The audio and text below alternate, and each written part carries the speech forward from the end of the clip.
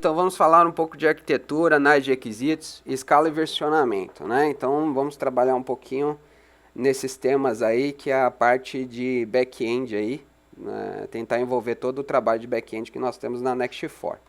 Ó, a arquitetura de projetos na área de desenvolvimento de software web é responsável em criar ou encontrar tecnologias para entregas escaláveis, né, e ágeis aos seus programadores. Ou seja, as pessoas pensam que na parte de arquitetura a gente está trabalhando direto com o cliente, e não. O foco da arquitetura é criar ambiente, um cenário confortável para o programador possa trabalhar e entregar os projetos deles aos clientes. Então, o cliente passa a ser um subproduto da arquitetura. Então, eu busco a tecnologia, eu estudo a tecnologia e eu implemento para a minha equipe regras de comportamento sobre essa tecnologia. E assim eles conseguem desenvolver recursos para os clientes. Então, seria mais ou menos essa visão. E por que disso? Né? Então, no momento do orçamento, o cliente precisa que sua ideia seja compreendida, desenhada e vinculada num pacote de plano de valores. Essa é uma visão ideal do lado do cliente. Né? Então, sempre ele vai exigir um valor competitivo, principalmente que o valor precisa ser fechado, ou seja, sem modificação no decorrer do projeto. Esse já é um calcanhar de Aquiles para todo tipo de agência de desenvolvimento, pois como determinar um valor para cada caso específico, né? Então é isso que a Jéssica passa toda vez quando ela me passa um orçamento e fala para mim quantas horas. Eu preciso entender na minha tecnologia quanto que vale cada recurso para que ela possa apresentar isso para o cliente e tentar determinar um valor fechado. Nem sempre é sucesso isso, porém é uma tentativa. Né? Então a gente precisa entender quais metodologias na parte de arquitetura, de desenvolvimento de software, nós podemos utilizar para apresentar isso. Né? Então, no caso, categorização de modos. Essa é uma das funções que muitas agências utilizam, até mesmo freelance. Ele determina um valor para cada elemento como módulo. Então, intranet, vou cobrar meus 50 créditos. Formulários especiais, 25 créditos. Cadastro, 10 créditos. Galeria, páginas, comentários, eu vou cobrar lá meus 2, 3 créditos. Então, nós imaginamos um cenário de orçamento, geralmente quem segue esses modelos, pessoas que estão iniciando ou freelancers, eles utilizam esse tipo de modelo. Eles começam a categorizar todos os códigos que eles têm, ou de libraries que eles utilizam, como Joomla ou WordPress, e aí eles determinam um valor. Vai falar assim, não, isso aqui vale tanto, então eu vou passar a vender isso. Porém, a gente pode nos deparar com alguns problemas com este modelo, né? Quando trabalhamos com customização e interpretação de regras do negócio do cliente. Então, quando a gente tem um cenário, por exemplo, eu usei um exemplo aqui bem claro, um formulário de contato. O cliente solicita o formulário de contato. Então, eu na minha base de código, eu determinei que para esse módulo, eu vou cobrar 10 créditos. Né? Então, está todo mundo feliz. Porque na minha interpretação da solicitação do cliente, que, por exemplo, a Jéssica passou para mim, eu imaginei 10 créditos porque é essa visão que eu tenho. Né?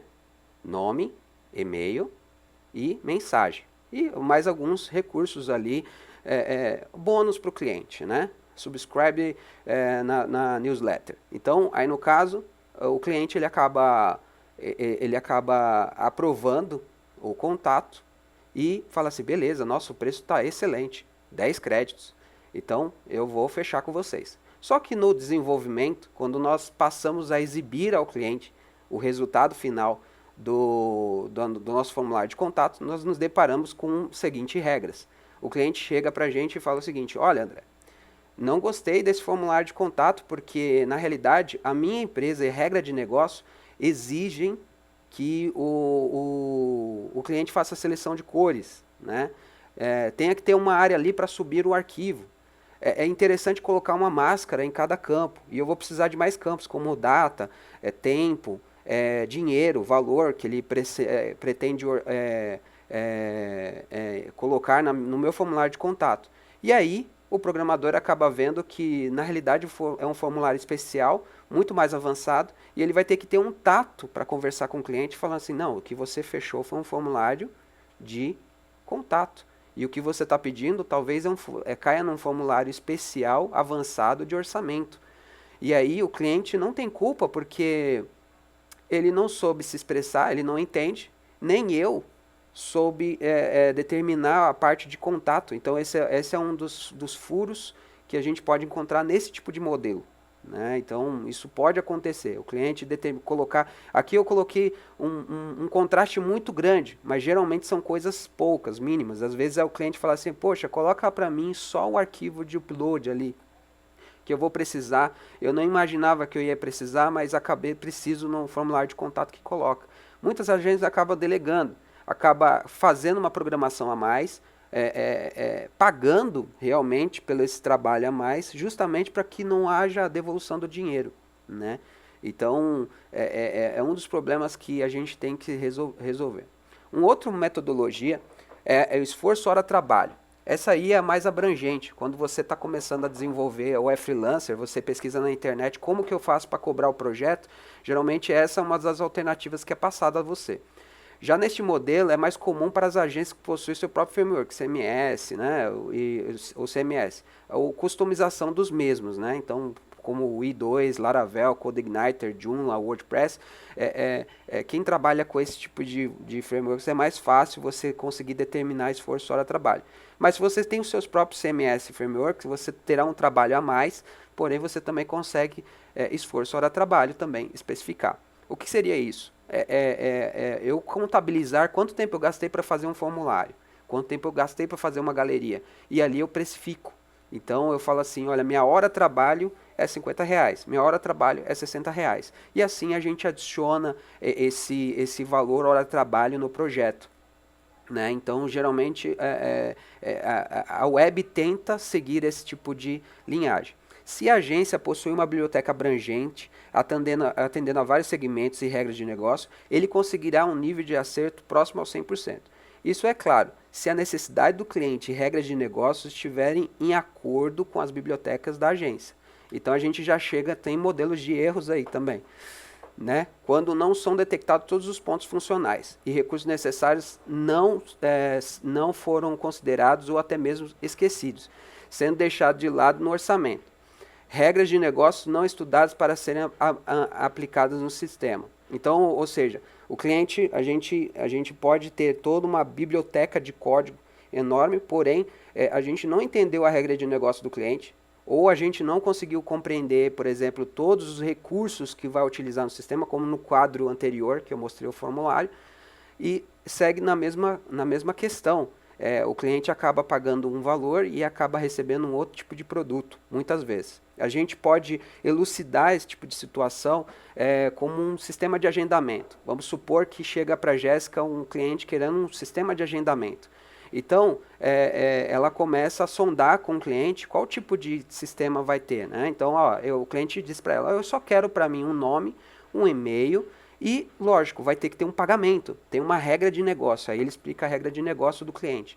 Ou seja, quando o cliente for fazer o agendamento, selecionar a data de agendamento no formulário, ele só pode agendar até 48 horas. Se for inferior a 48 horas, a gente não permite agendamento. Né?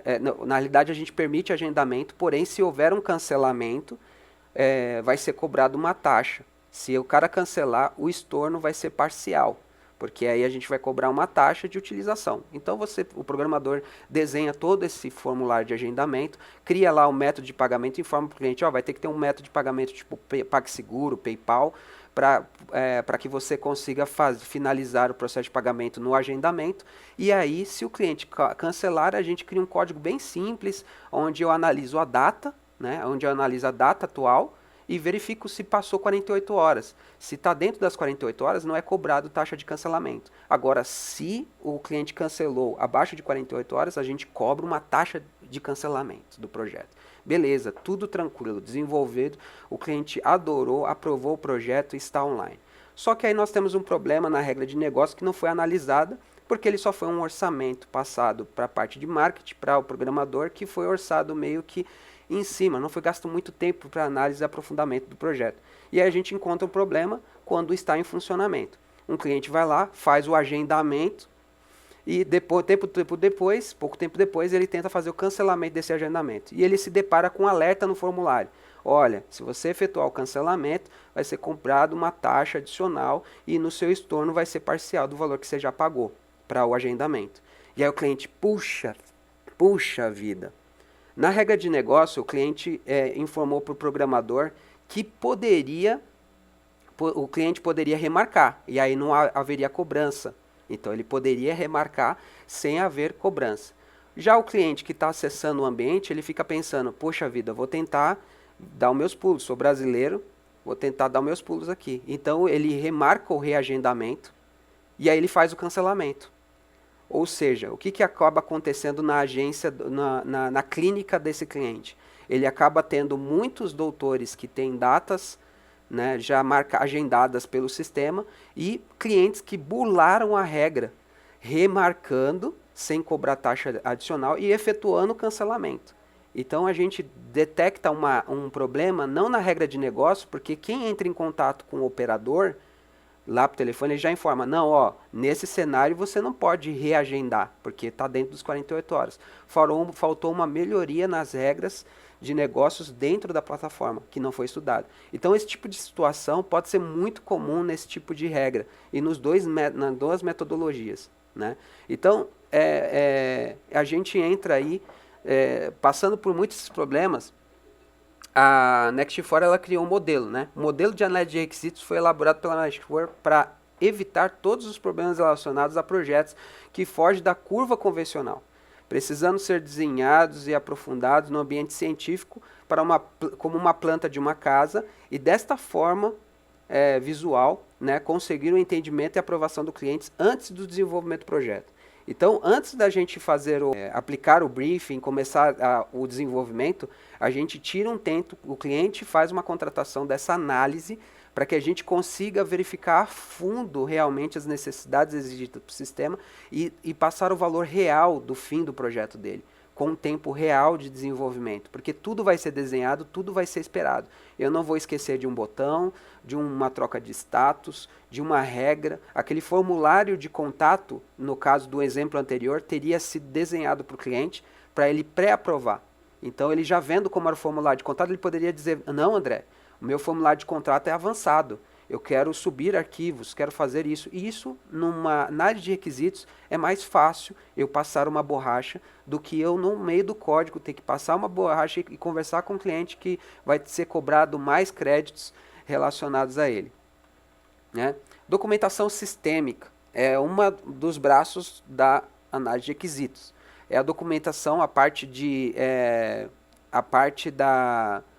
é enviada ao cliente, né? E ela é escrita, né, todas as partes e elementos funcionais, como tecnologia, linguagem de programação. Então ela não é uma documentação como o cliente manda, como briefing. Ela vai determinar que, por exemplo, a linguagem que nós vamos utilizar é o PHP 7.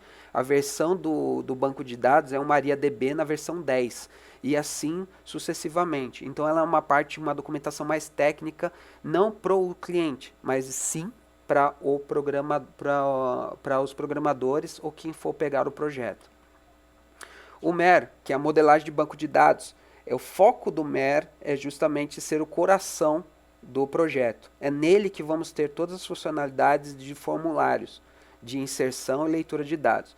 Com eles a gente já consegue ter o tamanho e da magnitude do projeto. Quanto maior é o MER, mais complexo é o projeto, mais estruturas eu vou ter que programar. Então você tem essa visão de estruturas mais baseadas na parte de programação, quando você tem o coração já modulado. Temos aí também o wireframe. Né? O wireframe, diferente dos outros elementos que acabei de dizer, eles têm mais necessidade para o cliente. Né? Então é a parte visual. Né? Então ele é a planta definitiva do projeto. Então nós podemos dividir o wireframe, que seria o desenho do projeto do cliente, em baixa, média e alta fidelidade. O que seriam isso? Né? Então nós temos alguns exemplos assim. Baixa fidelidade é o que geralmente a Jéssica recebe de vez em quando nos orçamentos. O cliente pega um papel e desenha lá, ó, eu vou fazer esse box aqui, eu quero algo assim, e geralmente o cliente desenha isso e manda para a Jéssica, fala assim, mais ou menos é isso que eu quero. Isso é algo de baixa fidelidade, ou seja, não tem um escopo de layout, não tem como eu ver as funcionalidades, só mesmo um rascunho, né, previamente definido pelo cliente ou até mesmo por um programador para ter meio que uma ideia de caminho a seguir. Média fidelidade, né? Média fidelidade é o que nós utilizamos na análise de requisitos aqui da Next4. Não é baixa fidelidade, como vocês podem ver, porém eu já consigo ver recursos visuais, não totalmente definidos, funcionais, como você pode ver ali no mês, ali está marcado em azul, né? Ou seja, o cliente ele pode interagir com essa tela. Então a média fidelidade ela é determinada como média porque a maior parte dos recursos eu consigo representar visualmente, porém não o layout definitivo. E é lógico, alta fidelidade já é o layout pré-definido, entendeu? Não vai fugir disso.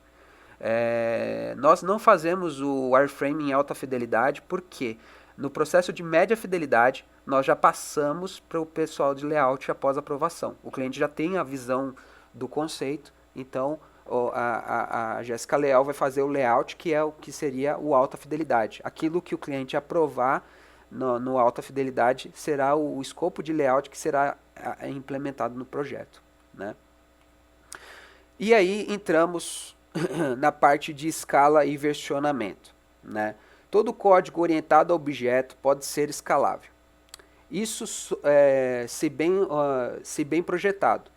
É por isso que a orientação a objetos não é algo fácil de ser construído, porém possibilita um ambiente favorável para o crescimento exponencial. O que seria orientação a objetos, primeiramente, né? É difícil eu, como programador, explicar para vocês o que seria orientação a objetos, mas caçando aqui, estudando aqui, eu encontrei uma forma de explicar, né? Imagina que vocês estão numa sala e está cheia de caixas de tamanhos diferentes, né? Temos caixas pequenininhas, caixas medianas e não fogem disso. Está tudo de um lado da parede. E eu preciso migrar essas informações, essas caixas, para o outro lado da parede. No primeiro momento, eu vou ter uma ação verborrágica, que é pegar essas caixas e migrar uma para a parte da outra, né? Então, ou de uma em uma, ou de duas em duas, aquilo que meu braço conseguir levar essas caixas, vou ter que levantar um processo para outro, né?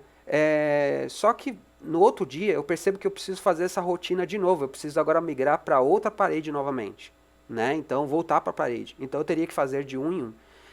Vai passando o tempo e eu começo a perceber, não, esse trabalho está sendo um trabalho de tolo, toda vez eu tenho que pegar esses caixotes e levar para cada parede. Então o que eu devo fazer? Né? Então, nesse cenário, você imagina o seguinte, vou fazer o seguinte, vou pegar caixas maiores, e vou pegar essas caixas menores e vou colocar dentro dessas caixas menores. Porque no outro dia, quando eu precisar migrar para a próxima parede, eu vou ter poucas caixas para levar para a próxima parede. E assim sucessivamente, até eu ter uma grande caixa, que está compreendendo todas as caixas menores dentro dela, e eu só preciso arrastar para outra parede essa caixa. Isso é orientação ao objeto no código. Quando o programador ele começa desenvolvimento com orientação a objeto, ele começa a criar suas pequenas funções, que são os métodos, que podemos chamar de nossas pequenas caixas. Eles são grandes, tem muitas variedades. E toda vez que ele for programar um projeto, ele tem que usar essas pequenas caixinhas toda vez nesses projetos. Isso acaba ficando cansativo. Então o que ele faz? Ele reagrupa todas essas pequenas caixinhas numa grande caixa, que nós chamamos de classe. E aí, essa classe passa a fazer todo o trabalho que antes eu tinha que fazer uma por uma. E assim vamos vendo um crescimento escalável, né? O versionamento até 2005 era caótico, pois não tinha um meio prático de fazer isso, a não ser duplicar o código para atualizar ou melhorá-lo e então determinar uma tag de versão. Pense agora uma situação em uma equipe de 10 a 20 pessoas mexendo ao mesmo tempo no mesmo arquivo. E esse quadro mudou quando o Linus Torvalds, o criador do kernel do Linux, desenvolveu o Git, né? Então, chegamos até a esse camarada aqui. Esse camarada aqui, ele foi o cara que desenvolveu o kernel do Linux, que é o coração do Linux, vamos assim dizer. Hoje, o Linux que eu uso na minha máquina, ele só é possível por conta dele, do trabalho que ele fez. Então, ele começou a trabalhar com versionamento. Então, o que se fazia até então? Quando você tinha que fazer uma programação, você pegava, duplicava o seu código, para uma pastinha do cliente e você fazia a sua programação lá. Quando o cliente pedia revisão, você tinha que alterar aquela pastinha. Então, para você não perder o que você tinha feito, você duplicava aquela pastinha, ia fazendo duplicadas da pastinha, depois vinculando essas pastinhas e subindo no ambiente do servidor para teste. O problema é que quando a equipe cresceu, 10, 20, 30 pessoas, 40, 50 pessoas mexendo num arquivo só, isso ficou caótico. Porque eu estava fazendo um trabalho, quando eu ia ver, o arquivo tinha sido modificado pelo outro cara que matou o meu trabalho. Então, você tinha essa situação sempre ocorrendo, periodicamente. Aí, Linux, ele teve esse mesmo problema com Linux, o versionamento. Ele tentou várias plataformas, seguindo várias plataformas web, e ele não encontrou nenhuma solução viável. Então, ele, como um cara, um programador proativo, ele sentou um dia e organizou e criou um sistema chamado Git, que é um sistema de versionamento. E a gente vai mostrar isso agora na prática, que vocês estão conseguindo acompanhar aí comigo, né? Então vamos ver aqui como que era antigamente, né? Eu peguei algum exemplo. Antigamente era o seguinte, a gente tinha um documento, né? Por exemplo, um documento. Então, se eu quisesse fazer uma programação dele, eu gerava uma cópia desse documento, certo? E aí, nessa cópia desse documento, eu colocava a minha instrução, salvava essa instrução, né? E aí, pronto. Eu tinha todo o processo já feito para trabalhar com a cópia, e aí eu poderia matar o meu backup anterior ou gravar esse backup e utilizar essa cópia. Se caso desse algum problema, eu tinha a cópia original para mexer nisso. Então o que acontecia? Conforme uma equipe de trabalho ia mexendo nessa cópia de trabalho, acabava ficando terrível, porque eu não podia marcar o que estava acontecendo no projeto, né? Então, o Linus, ele pensou nisso e ele criou uma ferramenta, né? Que é o que nós vamos utilizar agora, né? Então, temos aqui a pasta do projeto. Geralmente, a gente criava uma pasta secundária. Então, nós vamos agora criar uma outra pasta no nosso ambiente aqui, né? Então, vamos criar aqui só para vocês verem o conceito, né? Vou criar uma pastinha aqui chamada teste. Né? Então, eu criei uma pastinha lá dentro da minha apresentação, ó, vocês estão conseguindo ver aqui a pastinha, né? E eu vou criar um texto, né? Então, eu vou criar aqui um texto, vamos chamar ele de teste, né? .txt, e eu criei um texto, criei fora.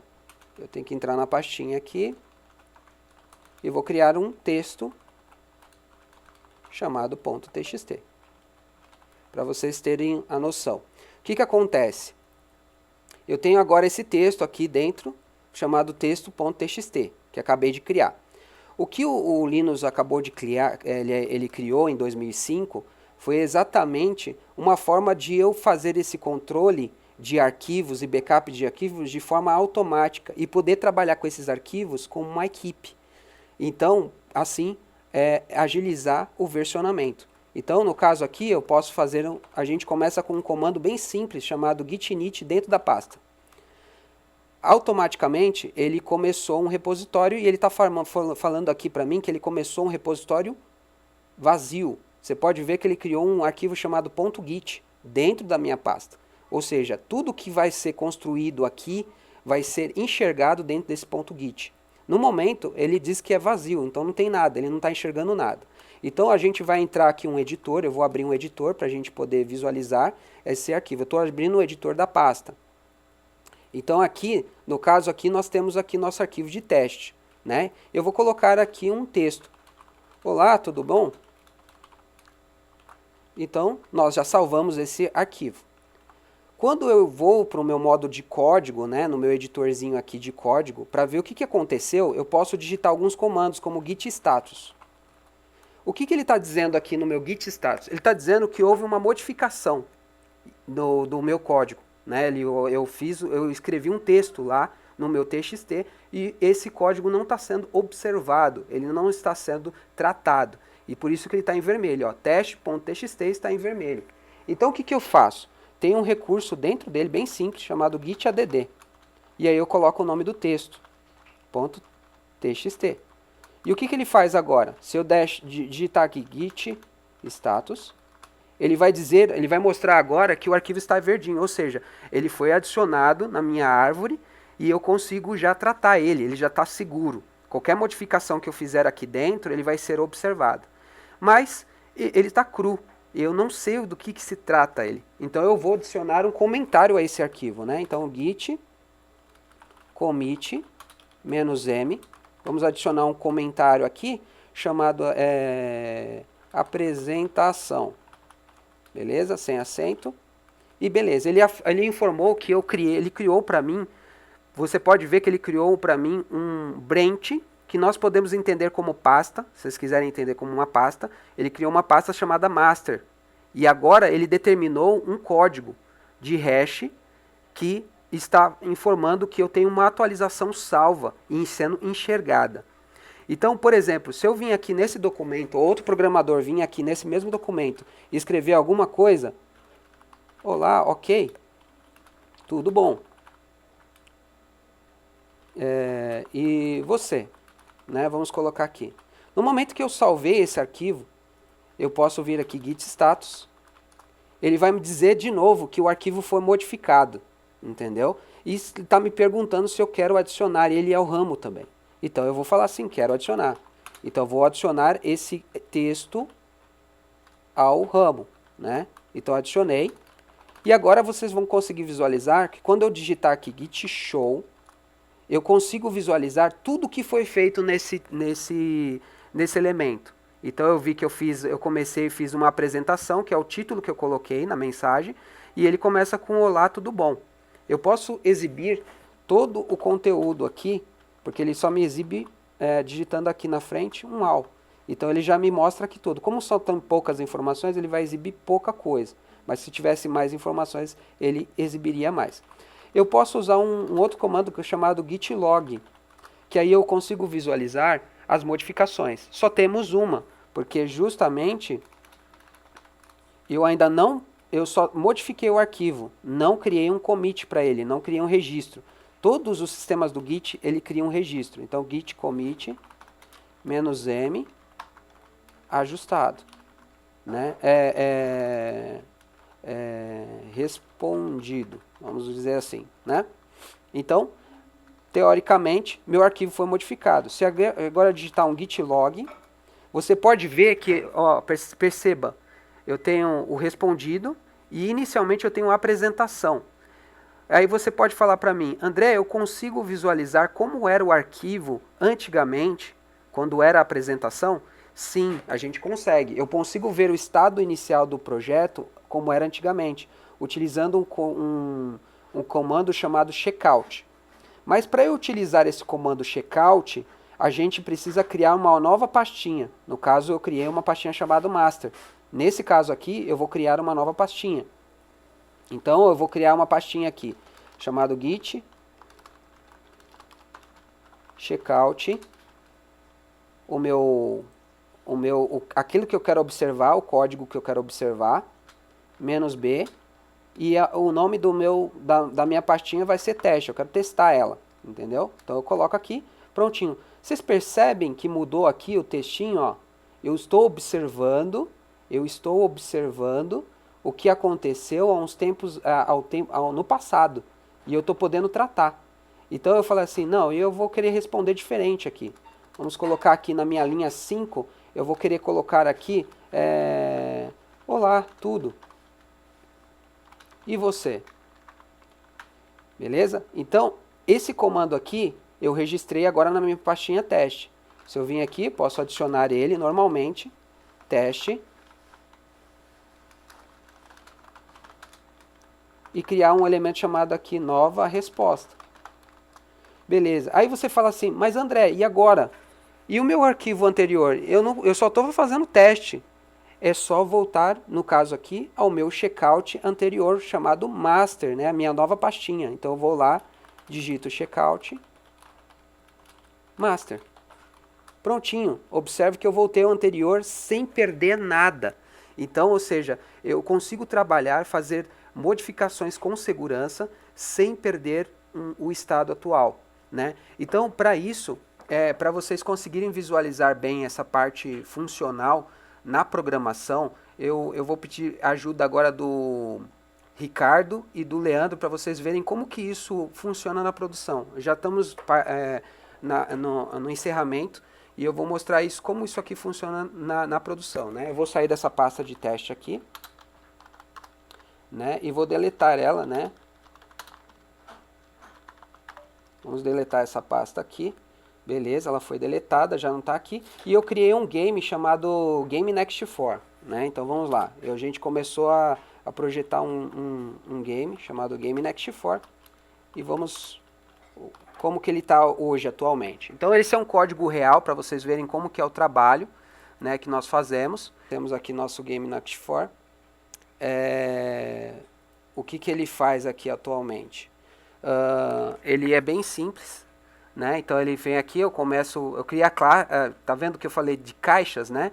Temos aqui o Next Game e temos aqui um inserir texto, que ele vai inserir um texto lá no nosso console. Então na realidade ele só faz isso, ele só insere um textinho, um campo lá para eu digitar alguma coisa. É só isso que ele faz. E aí eu preciso terminar esse meu game.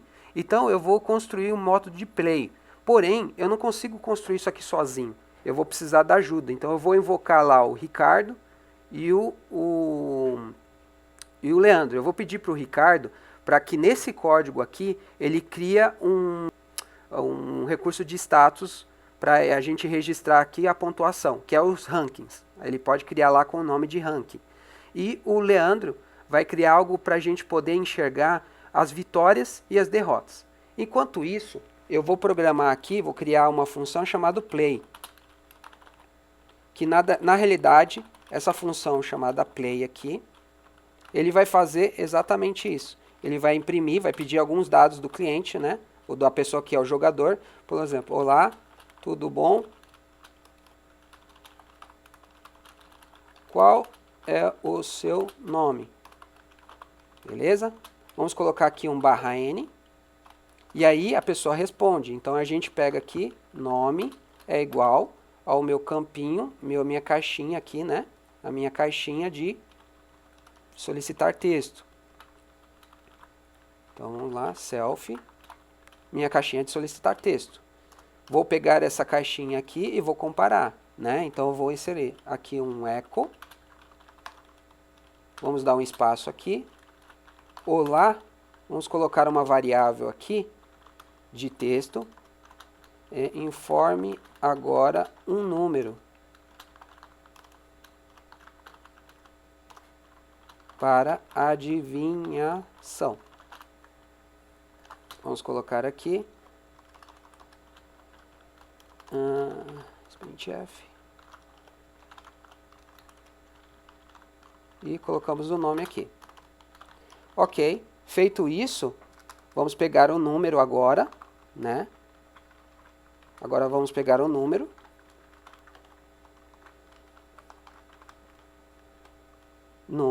E aí a gente vai criar um arquivo de range, né? Que vamos colocar aqui, informe agora um número de 1 a 10. Vamos colocar aqui. Então você tem que adivinhar esse número aqui. Então vamos criar aqui sorte igual a 1 e 10. Então ele vai pegar um número aleatório do número fornecido e agora nós vamos comparar, né? Então se o meu número for igual ao sorte, então podemos colocar aqui até um int, né? Se ele for igual ao sorte, eu imprimo um texto. Acertou, miserável. Se caso não, caso contrário, eu informo o número que saiu na sorte. O número é, ok? Então eu acabei de programar,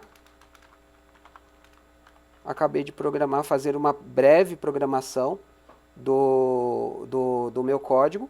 E aí a gente só rodar o play, né? Então vamos criar aqui, vamos rodar esse play aqui. Vamos ver se não ocorre nenhum erro, né? Então vamos executar aqui o play. E vamos lá no nosso console e vamos ver se ele está rodando bonitinho o nosso código. Então vamos lá, php-f jogo, certo? Opa, olá, tudo bom? Qual é o seu nome? André. Olá, André, informe agora o número de 1 a 10, vamos ver. Vou informar 5. Ó, o número é 8. Então faltou uma quebra aqui, ele ficou encavalado, então, ou seja, eu errei. Então, no meu jogo está funcionando, beleza. Então eu já fiz teste, só faltou aqui colocar um /n aqui e um /n aqui, pronto. Beleza, vamos colocar um /n aqui para quebrar o espaço e um /n aqui. Prontinho, meu código está pronto. Eu não sei o que o Ricardo e o Leandro programaram para mim. Eu só sei o que eu fiz até agora e meu código está funcionando. Então o que eu vou fazer agora? Eu vou adicionar no meu Git, que nem estamos fazendo. Eu vou usar uma instrução aqui chamada /all para ele adicionar tudo. Vou colocar no commit aqui, ó, código iniciado. Beleza? E aí eu vou subir no meu ambiente remoto. Eu tenho um ambiente, um servidor remoto, onde eu posso gravar todos esses Gits nesse ambiente.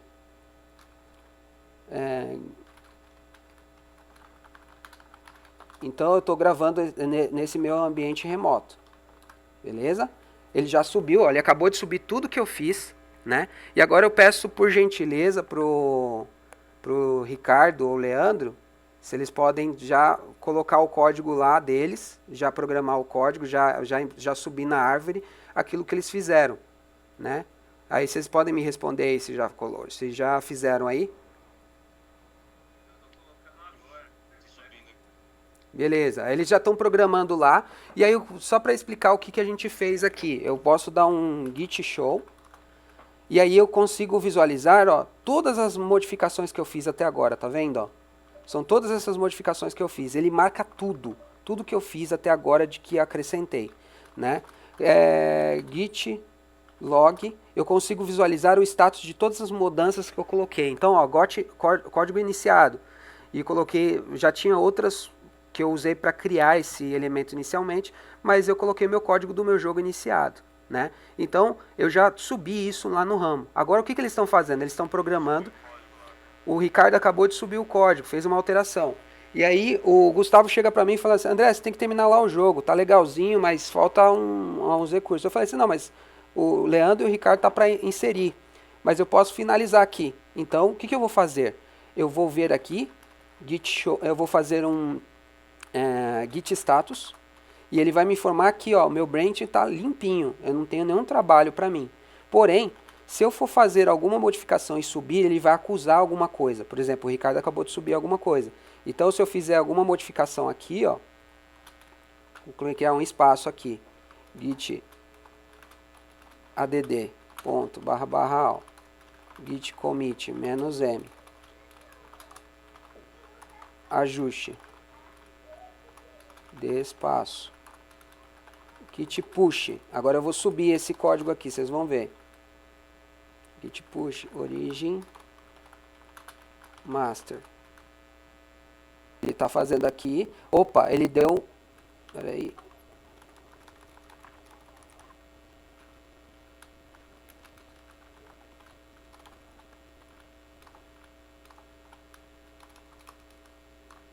Git push origin master. Beleza? Aí ele vai me pedir a senha lá do servidor.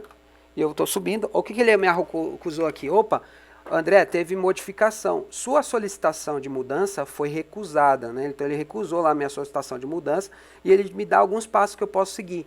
Um deles é chamado git pull. O que esse git pull faz? Ele traz da modificação que teve lá do ramo, né? E ele traz para o meu código. Então, por exemplo, git pull /all. Eu estou pedindo para ele trazer tudo. E aí, com isso, ele me pede um comentário para ele poder mesclar com o meu código. Eu vou falar para ele o seguinte, ó. Vamos colocar um texto fácil, mesclado, né?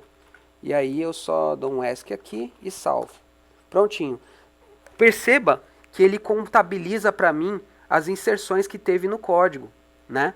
E aí o que, que eu consigo ver aqui? Vocês podem ver que tem coisa diferente aqui agora, né? Então nós temos aqui o ranking, né? Ó, inserido pelo Ricardo. Ó, o Ricardo inseriu esse ranking e eu tenho aqui a instrução aqui da informação que ele colocou no código. Ou seja, ele sobrescreveu o meu arquivo. Então, se eu for fazer aqui, por exemplo, se ele não tivesse colocado esse comentário, você podia me falar o seguinte: André, tem como eu saber quem escreveu isso aí? Sim, no próprio Git log, eu consigo ter a visão de todos os ajustes de mesclas que houve no ambiente, né? Então, eu consigo ter uma visão total de quem mexeu. Nos editores, como esse que eu estou usando aqui, a gente tem um ambiente visual, ó, tá vendo? Eu consigo vir aqui, ó, e enxergar, por exemplo, status de mudança de código. Ó, eu já sei até o que o Ricardo colocou aqui, ó. Ele está enxergando o Git. Então ele está marcando com o maisinho, como a gente viu lá, aquilo que o Ricardo mexeu. Então se ele cometer algum erro ou alguma gafe, como no caso aqui temos tentativas do projeto. Então, se ele cometer alguma gafe, eu tenho como verificar e verificar pelo nome da pessoa que fez a adição o que ocorreu, né? No nosso caso, a gente só vai implementar o nosso ranking do Ricardo. O que ele colocou aqui? Ele colocou que o ranking é 0 inicialmente e toda vez que o usuário acertar, diferente de false, ele adiciona mais um no ranking. Então vamos utilizar esse código aqui no nosso, né? Então vamos colocar aqui o ranking, pegar essa caixinha e colocar numa caixa maior. É aquele esquema que a gente colocou aqui. Então, ó, se ele acertar, self, vamos colocar aqui, ó, se ele acertar, self em ranking, vamos colocar aqui true, né? E aí ele vai acrescentar um ranking. Ok, ele acertou. E aí eu posso adicionar, imprimir o ranking dele, porque ele criou uma variável aqui de ranking. Eu posso ver quanto que ele acertou, né? Então vamos colocar aqui, ó, o seu ranking é. E aí a gente coloca aqui o nosso ranking, vamos colocar aqui na mão mesmo. 2 pontos, beleza. O seu ranking é esse aqui, atual. Então vamos ver lá se agora o código do Ricardo. E temos aqui também, eu percebi que temos o código aqui temos aqui o código do Leandro. O Leandro também subiu o código, ó. Ele está como Alkit, é o nome dele lá no sistema. Então eu percebi que o sistema também trouxe o código do Leandro. Então vamos testar depois o do Leandro. Então vamos aqui rodar, só para a gente ver. Vamos rodar o nosso software aqui, para ver como ele está trabalhando. Vamos lá, PHP, -F, jogo. Vamos rodar nosso jogo. Olá, tudo bom? Qual é o seu nome? André. Beleza, vamos colocar um número aqui, vamos chutar o 8 aqui. Olá, opa, errei de novo. O rank eu coloquei 8, o número é 3. Então meu rank ainda continua 0, então tá perfeito. Tá, aparentemente está funcionando. Eu posso, nos sistemas de testes, a gente pode criar uma trapaça, entendeu? Por exemplo, eu posso vir aqui e verificar se isso aqui está funcionando mesmo, né? Então, eu posso colocar aqui que é true sempre. Então, vamos ver aqui. E a gente roda, André, e vamos colocar o número. Opa, você está vendo que o rank aumentou? Ou seja, eu forcei um erro para verificar se o código realmente está funcionando. Então, ele está funcionando. Então, vamos apagar. Então, beleza. Só que aqui nós temos um problema. Se eu rodar o software de novo, ele não vai me contabilizar os acertos dele. Então, eu vou colocar aqui, por exemplo, no meu caso, eu vou pedir para que ele rode o play de novo. Então, como aquele exemplo da caixinha, sabe? Eu não preciso escrever o meu código toda vez, do zero. Eu posso usar a caixinha principal, a grande caixinha, e chamar ela de novo. Entendeu? Eu não preciso digitar isso aqui, nem digitar isso aqui, porque já está compreendido no meu código. Então eu só preciso rodar minha caixa novamente. E eu pego a caixa maior e taco tudo lá dentro. E ele passa a funcionar de forma cíclica. Vamos ver se isso aqui está rodando? Então vamos lá. André. Vamos colocar aqui o número 5. Opa. Olá, qual que é o seu nome? André. Qual que é o próximo número? Vamos colocar aqui 10. 3. Opa, acertei, ó. E o meu ranking já aumentou para 1. Tá funcional.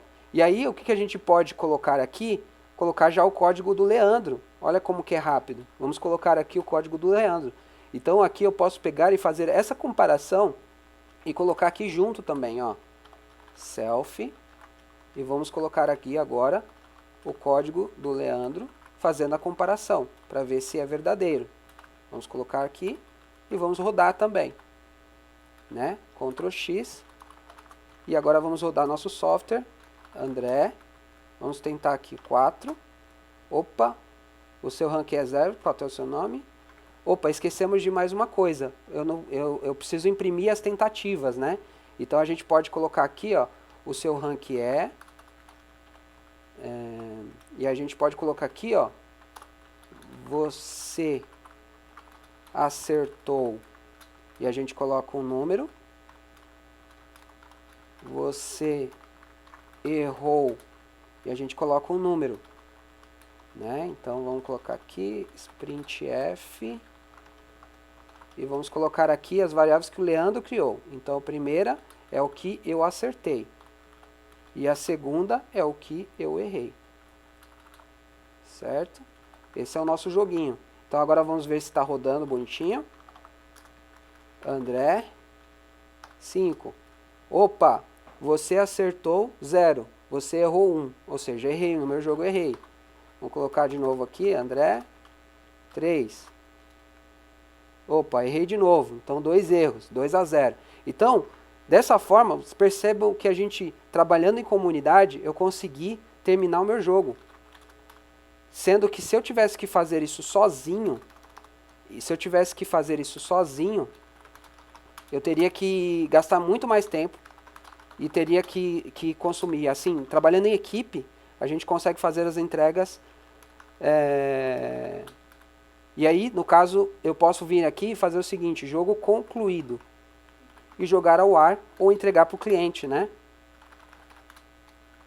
E aí aqui, ó, esse comando que eu estou dando aqui, ele vai subir e... Peraí, eu coloquei a senha errada. Ele vai subir no meu ambiente e aí lá no meu ambiente eu posso espelhar o meu servidor. Então tudo que eu estou fazendo aqui pode ser espelhado online. Então dessa forma a gente conseguiu ter uma entrega com sucesso de um trabalho em equipe, e isso graças ao Linus Torvalds. Hoje isso é possível, isso melhorou drasticamente desde 2005 até agora. Nós tivemos um grande ganho de desempenho justamente por conta dessa ferramenta. Isso daqui só se restringe ao programador? Não. Por exemplo, se você tem uma documentação em TXT ou um texto onde muita gente mexe, é legal você deixar um sistema de versionamento para você sempre ter um histórico, poder rever o que foi feito anteriormente, quem mexeu nesse arquivo, por que mexeu, e você ter um controle. Isso não se restringe à programação. É lógico, a gente não consegue trabalhar com imagem no Git, porque as imagens são binárias. Então, fica muito difícil você comitar uma imagem ou criar modificações dessa imagem, porque ele é um código binário que é lido pela máquina. Então, isso não seria possível. Tá? Então, na realidade, com isso a gente finaliza a nossa apresentação. Agora eu vou abrir espaços aí para dúvidas, perguntas, questionamentos.